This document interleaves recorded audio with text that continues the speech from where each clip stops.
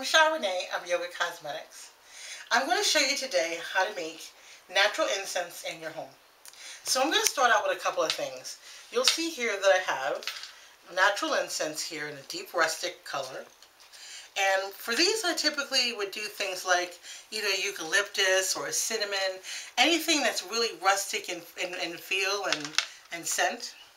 Then I have these colored incense. Everyone knows it in my store, Chakra Studio, that I do the sort of chakra balancing. And so what we're going to do is take colored incense and we'll do some flavors and scents for those to balance your chakras. So here are some of the tools that I use. I use an olive dish, and this one's made out of metal. You'll see that it's a very small olive dish. It comes actually with a spoon that typically you would use for olive oil. But in our case, we're going to use this for the essential oils. I also have a larger dish, which is also an olive dish. And this dish is much larger. I can do at least 10 incense when I use this one. So I'm going to show you how I do that today. Today I'm going to start with one that's going to be a cinnamon cassia. And I'm going to start with one of the rustic incense. So the first thing I'm going to do is place the incense in the bowl. And then I'm going to put some essential oil in. Now, two ways of doing that. Either I can completely put the oils directly into the bowl, or actually through the spoon. And then once some of the oils come down, I will then tap the incense stick so that the oils themselves are dripping onto the stick. You can do 4 or 5 drops if you're doing one stick. Not too many, because your essential oils are very expensive. And then the next thing you do, I have some extra, I'll just put that on the stick there, is you take the olive dish, and I do this, I sort of rock and roll the stick through the oils. And as you can see, it's now saturated.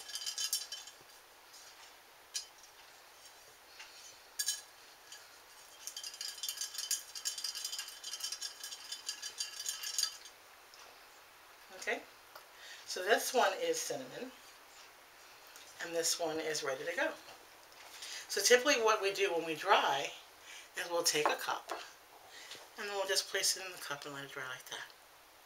So in a few hours it'll be dry, and then I will show you later something that will protect the incense, as well as not let it burn so fast. Now for aromatherapy, we typically don't put in any chemicals, but if you'd like it to burn a little slower, there's something called dipropylene glycol. And it's basically cosmetic grade. It's called DPG. You'll hear it. And you have a choice of either letting it burn fast and not coating it with that, or coating it with that. We'll talk a little bit about that later today.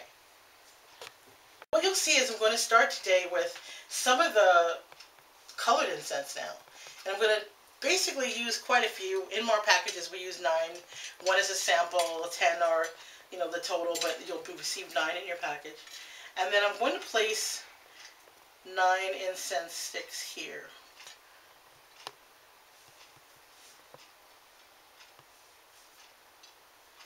I may do 5 at a time, so that we won't have to put so much oil in. Okay, so for this one I'm going to use a watermelon scent. And like I did before, I'm going to place some of the oils in the spoon and let the spoon saturate in the bowl. And then I'm going to shake it. And I think I can take a few more, because there's a lot of oil in here. Do the same.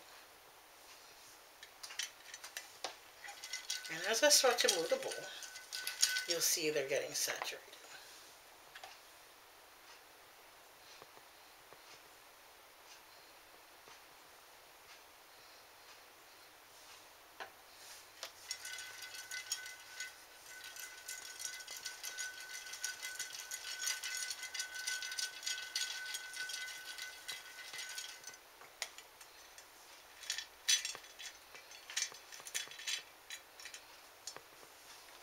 I'll do another application. And if it goes into the bowl, it's okay, because that's going to sort of saturate them as you roll them. As you see the color change, you know that they're getting saturated. And they don't actually have to be in the entire stick. As it burns through, the scent will come through the room. So I've done quite a few sticks here with watermelon scented oil. These will smell like watermelon, of course. And I'm going to put in some lavender because I always want you to have the effects of, you know, your natural essential oils. So we're going to add some lavender today, and this will really help you sleep well. So put a few drops in. Any places where they weren't saturated with the watermelon, the lavender will then be there. And we'll do the same process. And these are really saturated really well. And we'll let these dry. Typically, some people dry them 24 hours. We're going to let them sit and dry. We're going to place them in with the others, and then they will be dry. So, you know, there's a lot of things about incense that, you know, I think are pretty cool. You know, Native Americans, they basically did spirituality, and they would burn incense while healing people. In India, incense is used all the time when doing meditation and prayer. And believe it or not, even when you're in a Catholic church, the little thing that you see that goes back and forth, that also is incense in there, and that's normally frankincense and myrrh. So from the beginning of times, this is something that's been used, and, you know, when you start to smell things really good, you start to feel good. So I'll come back and show you how to protect them and keep them from burning so fast with DPG. Thanks. But that's okay. Things happen on shows like this. Just like cooking shows where someone burns their chicken or something. But we're not going to burn chicken. Let me just get this bottle open. Okay, so I'm going to pour a little glycol in the bottom of this olive bowl. Enough to soak it. We're going to do the same thing that we did before. Make sure there's enough in the bowl. And then we're just going to coat it. It's a clear coat.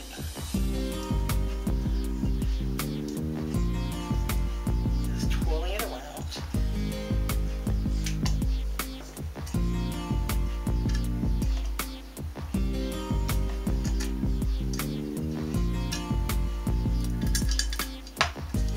And now, this will have a DPG coating that when it does burn, it won't burn very fast.